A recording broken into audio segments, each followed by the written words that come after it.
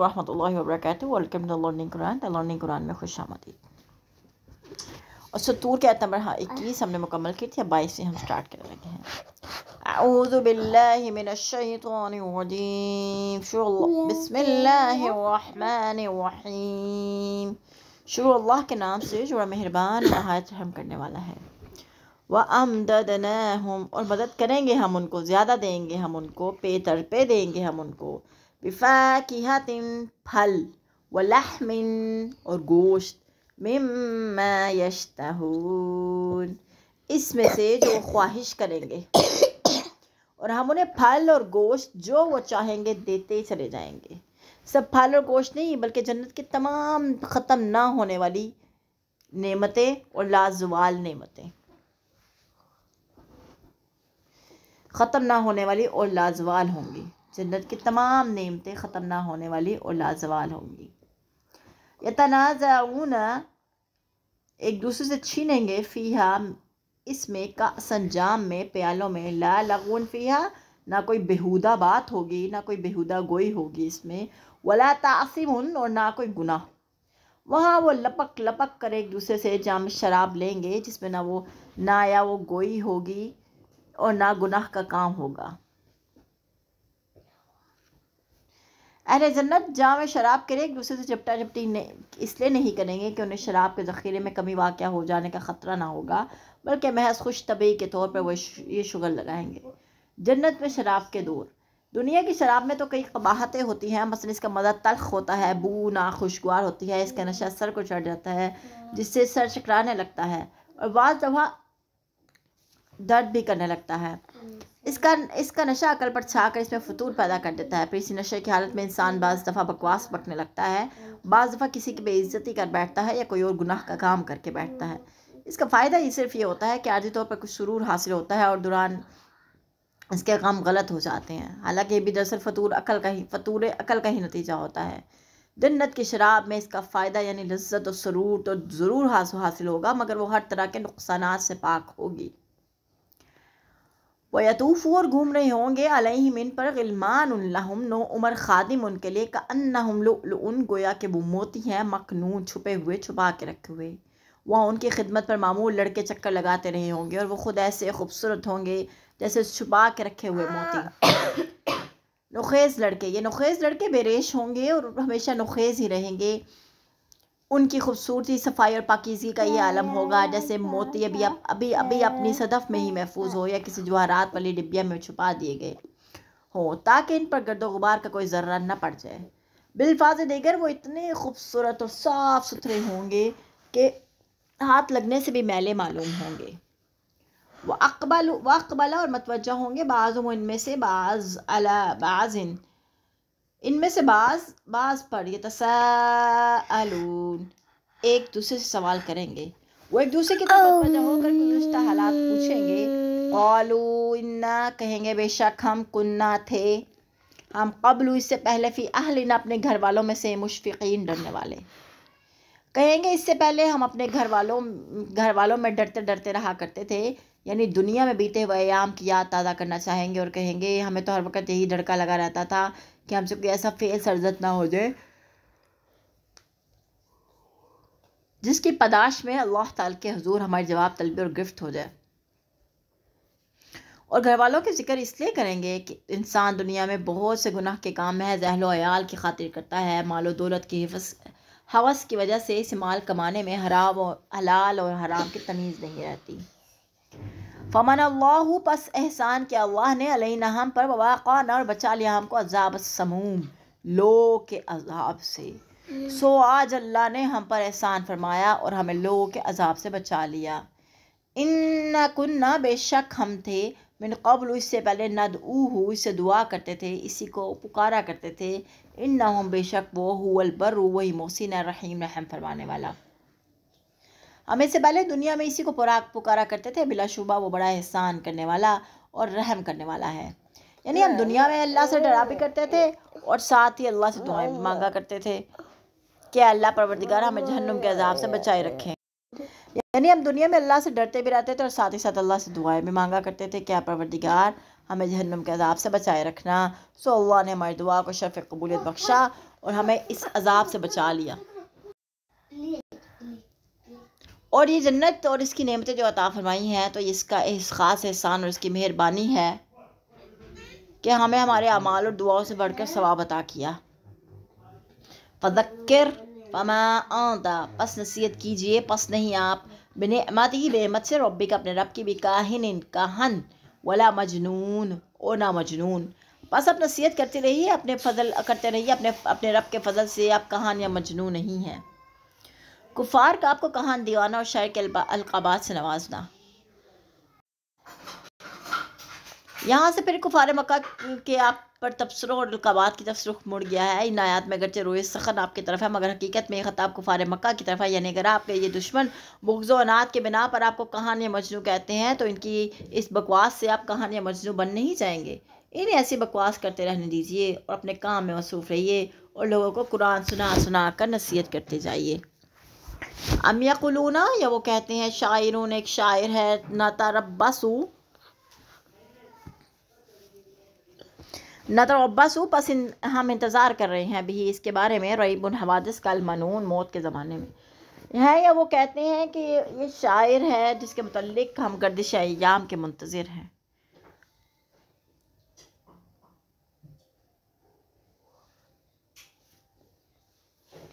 قل تربصوا، پس کہہ دیجئے انتظار کرو، فإنی، پس بے شک میں، معکم تمہارے ساتھ، من المتربصین، انتظار کرنے والوں میں سے ہوں۔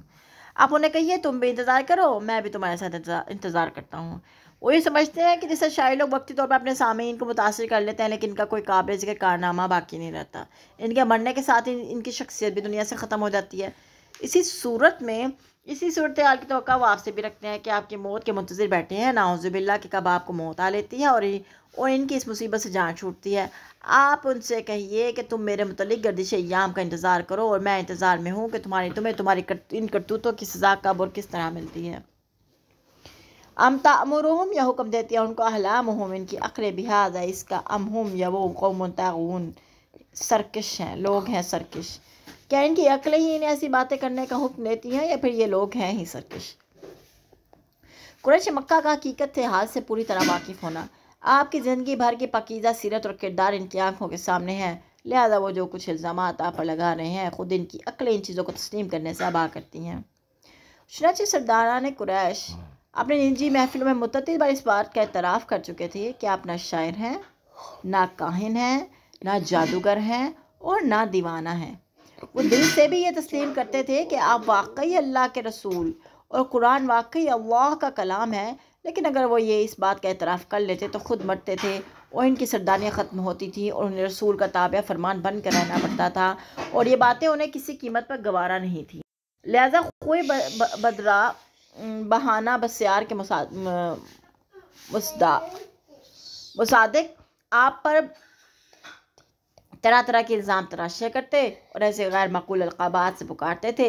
پھر یہ بھی سوچنے کی بات ہے کہ انہوں نے کبھی کسی شاعر، کسی کہان، کسی جادوگر یا کسی مجنون کی اس طرح مخالفت نہیں کی جس طرح آپ کی کر رہے ہیں، نہ کسی شاعر، کسی کہان، کسی جادوگر یا مجنون کا کلام سننے پر ایسی پابندی لگائی ہے جس طرح کی پابندی یہ قرآن سننے سنانے اور بلند آواز سے پڑھنے پر لگا رہے ہیں۔ انہیں کسی شاعر، کسی کہان، کسی جادوگر یا کسی مجنون سے ایسا خطرہ کیوں لاحق نہیں ہوتا جیسا آپ سے انہیں لاحق ہے؟ یہ سب باتیں اس بات کا قطعی ثبوت ہیں کہ وہ دل سے یہ جان چکے ہیں کہ واقعی اللہ اور اللہ کے رسول اور قرآن اللہ کا کلام ہے۔ ان کی عقلیں صحیح حکم لگاتی ہیں لیکن ان کی سرکش طبیعتیں انہیں راہ حق کی طرف آنے میں مزاحم ہو رہی ہیں۔ ام یقولون تقولہ، یا وہ کہتے ہیں کہ اس نے گھڑ لیا ہے اس کو، بل لا یؤمنون، بلکہ وہ ایمان نہیں لاتے، یا پھر کہتے ہیں کہ اس نے اسے خود ہی بنا ڈالا۔ بات یہ نہیں ہے بلکہ یہ ایمان لائیں گے ہی نہیں۔ قرآن سے متعلق قریش کے آپ پر الزامات۔ ان کے من جملہ الزامات سے ایک یہ بھی تھا کہ قرآن اس نے خود تصنیف کر ڈالا ہے، پھر اسے اللہ کی طرف منسوب کر دیتا ہے، اور کبھی یہ کہہ دیتے ہیں کہ قرآن کسی عجمی عالم سے سیکھ کر ہمیں سنا دیتا ہے اور کہہ دیتا ہے کہ اللہ کا کلام ہے۔ انہیں یہ الزام لگاتے وقت اتنی بھی شرم نہ آئی کہ جس شخص نے زندگی بھر کسی سے جھوٹ نہ بولا ہو، کسی پر الزام نہ لگایا ہو، کسی سے فریب نہ کیا ہو، کیا وہ اللہ پر ایسا الزام لگا سکتا ہے؟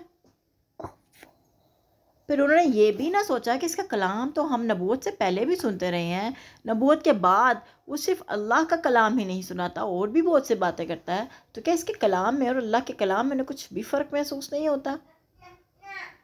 اصل معاملہ یہ ہے کہ ان کی عقلیں تو ٹھیک کام کرتی ہیں مگر ان کی نیتوں میں فطور ہے، جس کی وجہ سے انہوں نے یہ تہیہ کر رکھا ہے کہ وہ کسی قیمت پر ایمان نہیں لائیں گے۔ فَلْيَأْتُوا پس چاہیے کہ وہ لائیں بھئی حدیث مثلہ کوئی بات اس جیسی، ان کانوں اگر ہیں وہ صادقین سچے، اگر وہ ان باتوں میں سچے ہیں تو بھئی اسی جیسا کوئی کلام بنا لائیں۔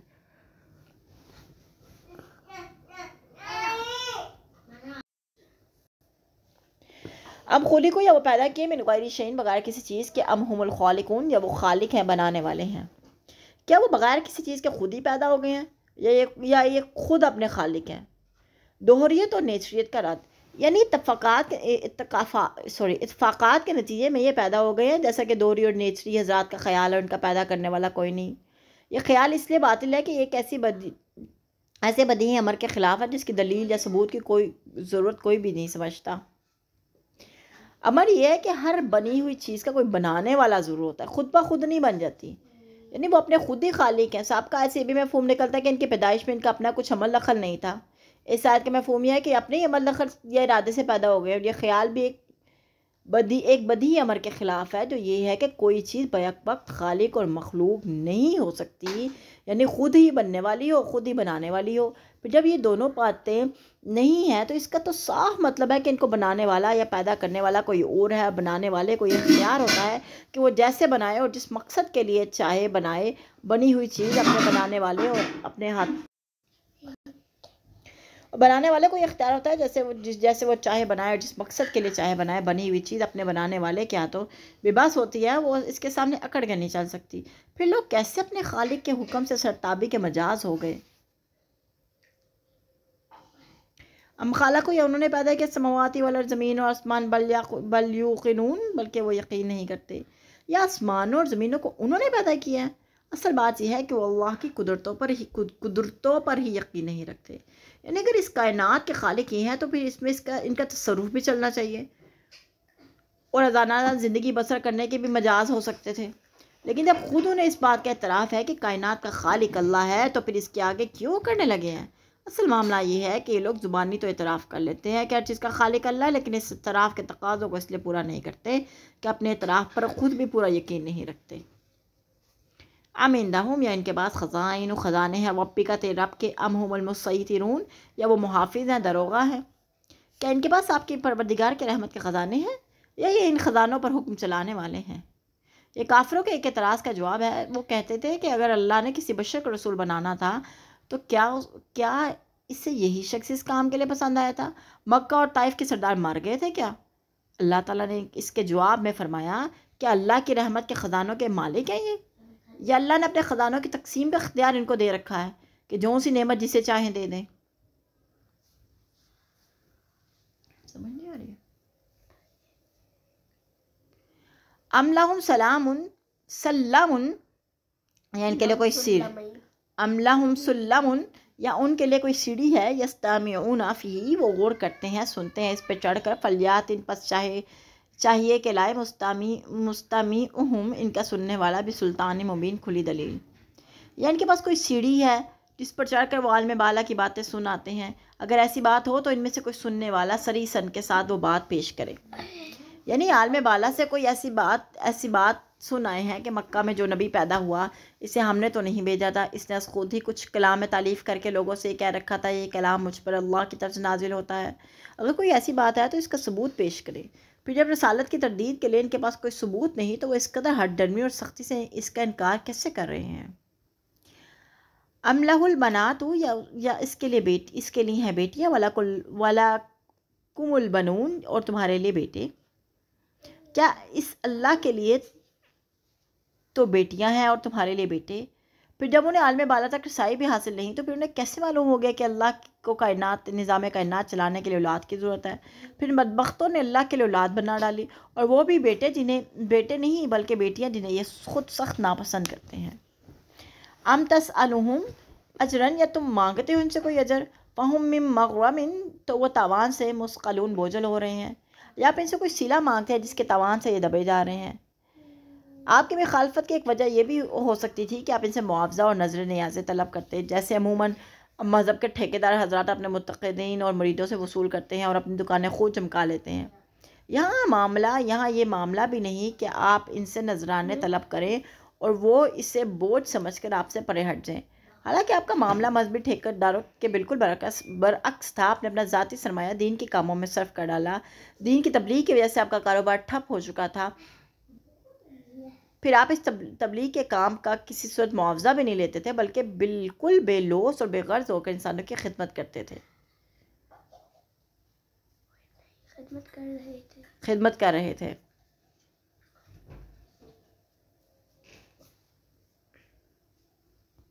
ام عندهم الغیب، یا ان کے پاس غیب ہے، فہم یکتبون، تو وہ لکھ رہے ہیں، یا ان کے پاس غیب کا علم ہے جسے وہ لکھتے جا رہے ہیں۔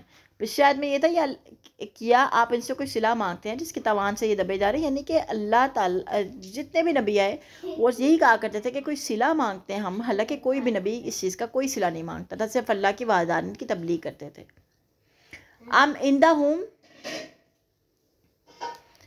عندهم الغیب فہم یکتبون، یا ان کے پاس غیب کا علم ہے جسے وہ لکھتے جاتے ہیں، جس کی بنا پر انہیں یقین ہو چکا ہے کہ اپنے دعوی رسالت میں جھوٹے ہیں اور اللہ پر جھوٹ باندھ رہے ہیں۔ ام یریدون کیدا، یا وہ چاہتے ہیں ایک چال، فالذین کفروا، تو وہ لوگ جنہوں نے کفر کیا، ہم المکیدون، وہ مکر کیے گئے ہیں، یا یہ کوئی چال چلنا چاہتے ہیں، حالانکہ یہ کافر خود ہی اس چال میں پھنسنے والے ہیں۔ اگر یہ سب باتیں نہیں ہیں تو لامحالہ یہ ان کے فریب کرانا چالیں ہیں کہ آپ پر طرح طرح کے الزام لگا کر لوگوں کو آپ سے بدظن کر دیں اور آپ کی ہمت توڑ دیں، لیکن یہ یاد رکھنا چاہیے کہ عنقریب یہ اپنی چال بازی، شاطرانہ چالوں اور سازشوں کے جال میں خود ہی پھنس جائیں گے۔ واضح ہے کہ کافروں کے حق میں یہ پیشن گوئی مکی زندگی کے اس دور میں کی گئی جب بیچارے مسلمان کافروں کے ظلم و جور کی چکی میں بری طرح پس رہے تھے اور کسی کو یہ خیال تک بھی نہ آ سکتا تھا یہ سارا معاملہ الٹ بھی سکتا ہے۔ ام لہم الہ غیر اللہ، یا ان کے لیے کوئی الہ ہے اللہ کے سوا، سبحان اللہ عما یشرکون، پاک ہے اللہ اس سے جو وہ شریک ٹھہراتے ہیں، یا اللہ کے سوا ان کا کوئی اور الہ ہے؟ اللہ ان سب باتوں سے پاک ہے جس میں یہ اس کا شریک بناتے ہیں۔ وَإِن يَرَوْا كِسْفًا، اور اگر وہ دیکھیں ایک ٹکڑا، من السماء، یا آسمان سے، ساقطاً گرنے والا، یقولوا، وہ کہیں گے سحاب بادل ہیں، مرکوم تہ بتہ۔ اگر یہ لوگ آسمان سے کوئی گرتا ہوا ٹکڑا بھی دیکھ لیں تو یہ کہہ دیں گے یہ تہ بتہ بادل ہیں۔ کافر کے ڈرنے کی انتہا۔ بعض دفعہ مسلمانوں کو، حتیٰ کہ خود رسول اللہ صلی اللہ علیہ وسلم کو بھی یہ خیال آ جاتا تھا کہ کافر جس حصی معجزہ کا مطالبہ کر رہے ہیں، اگر اللہ تعالیٰ نے کوئی ایسا معجزہ دکھا دیا تو ممکن ہے یہ لوگ ایمان لے آئیں، جس سے اسلام کی قوت میں اضافہ ہو جائے اور مسلمانوں پر مصائب کم ہو جائیں۔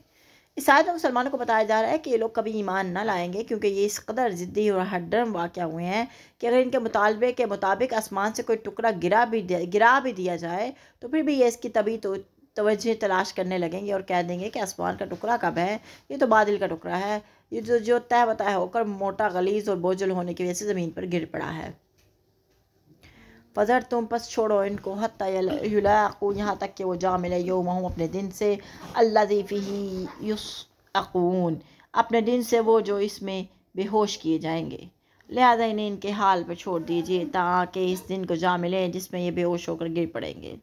اس سے مراد نفخہ سور اول ہے، یعنی ان لوگوں، یعنی جیسے ہر ڈرم لوگوں کی بدبختی کا یہ عالم ہے کہ اگر انہیں قیامت تک زندگی مل جائے تو بھی ایمان نہیں لائیں گے۔ انہیں ان باتوں کا یقین تب ہی آئے گا جب عذاب خود ان پر واقع ہو جائے گا۔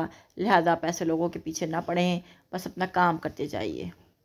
یوم لا یغنی عنہم، جس دن نہ کام آئے گی ان کو، قیدہم، ان کی چال، شیئن، کچھ بھی، ولا ہم ینصرون، اور نہ وہ مدد کیے جائیں گے۔ جس دن ان کی کوئی چال ان کے کام نہ آئے گی، نہ ہی انہیں کہیں سے مدد مل سکے گی۔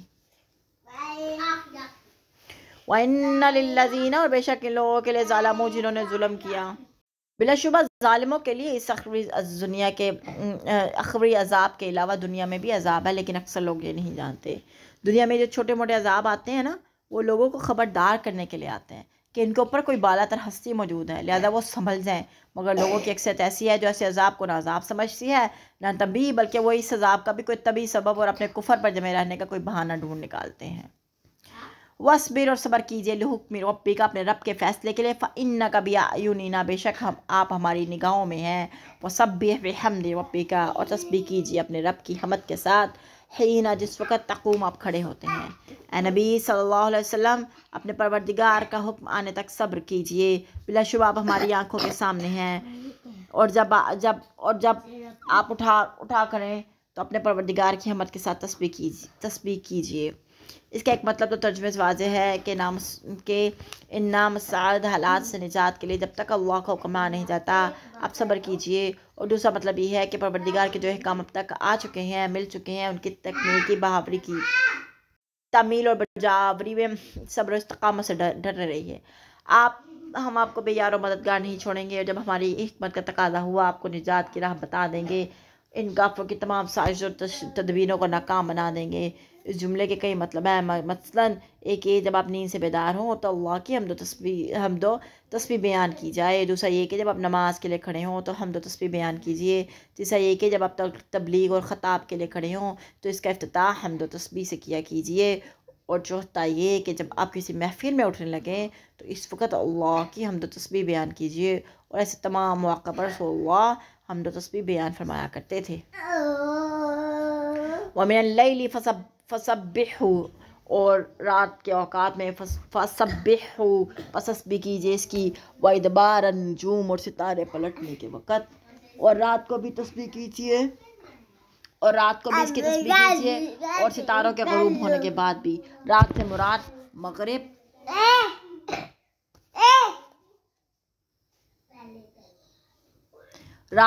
مغرب عشاء اور تہجد کی نمازیں بھی ہو سکتی ہیں، اور اس کے علاوہ ذکر الہی بھی، اور ستاروں کے غروب ہونے سے پیدا صبح کے وقت کا ظہور کا وقت ہے، جب ستاروں کی روشنی مان پڑنے لگتی ہے پھر غائب ہو جاتے ہیں، اس سے مراد نماز فجر ہے۔